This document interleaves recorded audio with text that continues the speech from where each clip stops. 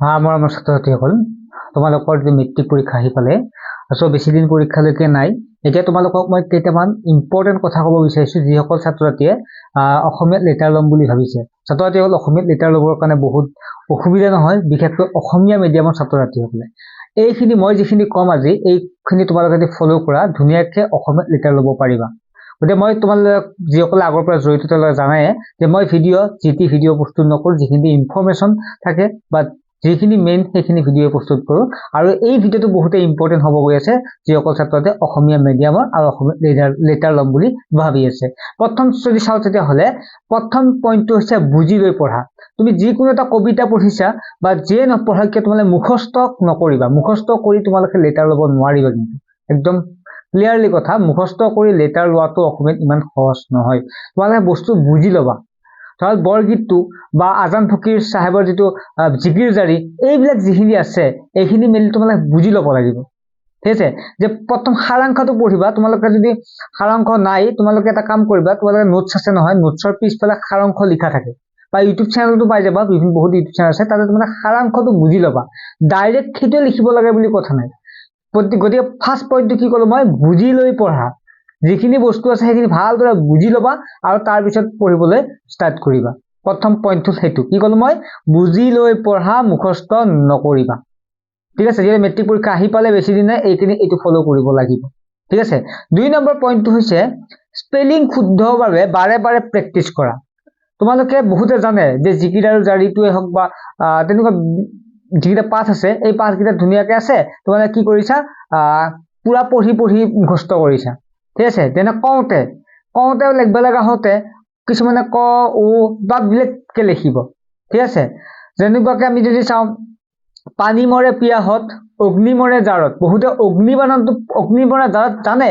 অগ্নিটো কেনেকুৱা আছিল, নদীগাৰে নি নে নদীগাৰে নি, গড় পিছত গ নদী তলত থাকে, হুচেই নে দীৰ্ঘেই, বা বহুতে সেই হুচৌ নে দীৰ্ঘৌ সেইটো নাজানে কাৰণে সেইবিলাকৰ লেটাৰ মাৰ্কছ পাব লাগিলে কিন্তু সেইবিলাক চাই।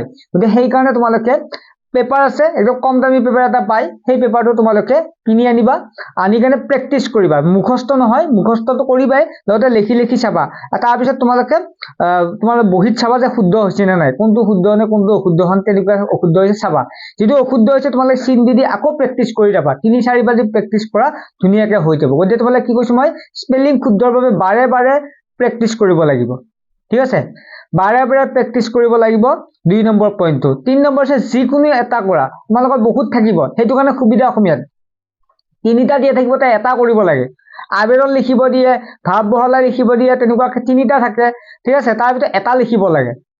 গতিকে এটা লিখিব লাগিলে তোমালোকে 3টা বহুতে চেষ্টা কৰে। তোমালোকে কি কৰিবা, যিটো তোমালোকে ভালকে পাৰা, আৰু পঢ়ি যাওঁতে তোমালোকে মেইনটো পঢ়ে 3টাৰ ভিতৰত এটা পঢ়ি যাবা ভালদৰে। ঠিক আছে, 3টা পঢ়ি নগলেও কথা নাই, মেইন এটা পঢ়ি যাবা। যিটো বিশেষকৈ আবেদন লিখনখন পঢ়ি গলা, বাকী 2টা নাচালেও কথা নাই।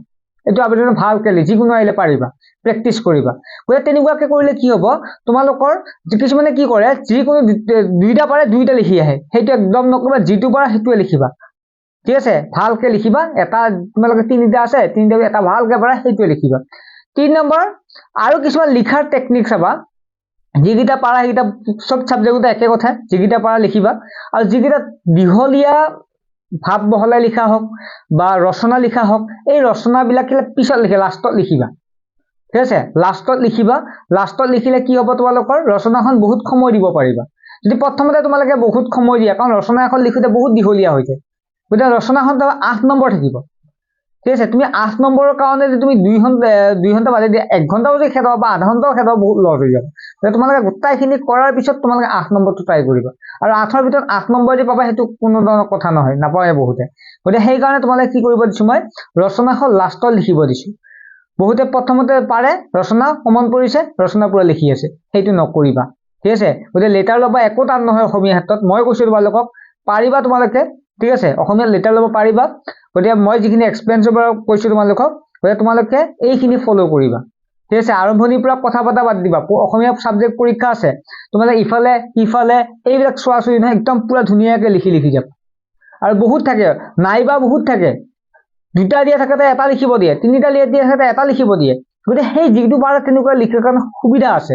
গতিকে ছাত্ৰ ছাত্ৰীসকল অসমীয়াত লেটাৰ ল'ব একো টান নহয় এইকেইদিন চেষ্টা কৰা মই কৈছো প্ৰেক্টিচ কৰা মুখস্থ নহয় লিখি লিখি প্ৰেক্টিচ কৰা ঠিক আছে তেতিয়া তোমালোকে 100% লেটাৰৰ ওপৰত মাৰ্কছ পাবা ঠিক আছে নেক্সট তোমালোকে চেনেলটো ফলো কৰিবা সাবস্ক্ৰাইব কৰিবা ঠিক আছে তেতিয়াহলে তোমালোক মই আৰু ইনফৰমেটিভ দিম মই জানে তোমালোকে কমন কুৱেশ্যন মই কেইটামান দি দিম যিকেইটা প্ৰায় আহি থাকে মেট্ৰিকত মই এনালাইসিস কৰি দিম তোমালোকে হেৰি নকৰিবা দেই কিছিলে চেনেল সাবস্ক্ৰাইব নকৰা নাথাকিবা কাৰণ ইম্পৰ্টেন্ট খিনি পাই যাবা ঠিক আছে নেক্সট এটা ভিডিঅ লগ পাম লাইক কৰিবা ঠিক আছে